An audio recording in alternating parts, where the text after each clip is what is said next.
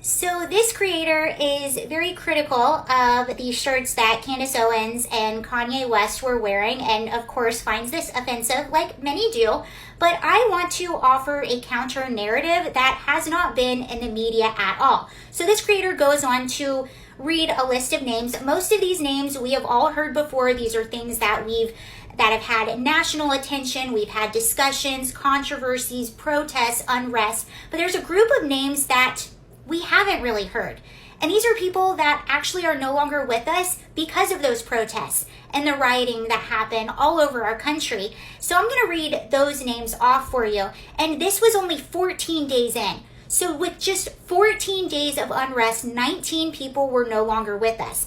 And this was something that came out as of June 8th, 2020. And there's one person that is no longer with us after this happened, and I'm going to say her name. But let me read these names and ages, because a lot of these people are young, and a lot of these people happen to not be Caucasian.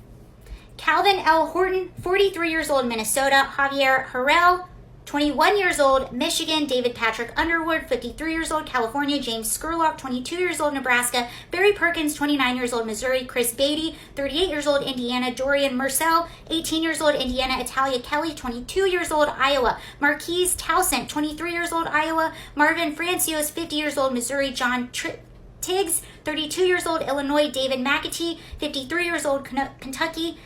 Jose Gutierrez, 28 years old, Illinois. Victor Cazares Jr., 27 years old, Illinois. Jorge Gomez, 25 years old, Las Vegas. David Dorn, 77 years old, Missouri. Robert Fors, 55 years old, California. Most of these people have zero criminal record, and you can see that a majority of these people were extremely young.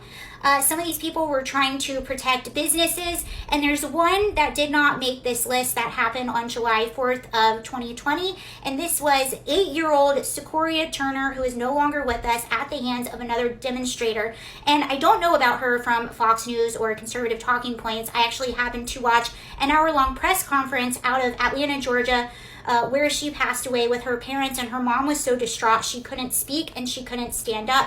Her dad was so distraught he was just crying and saying, "I thought Black Lives Matter." But it only seems like to a lot of people that are defending this organization and what happened all of 2020, it seems like only some matter, and it seems like it's only the lives that fit your political narrative, which I'm not trying to come down on anyone. I'm just trying to open up the perspective. This is why people are critical.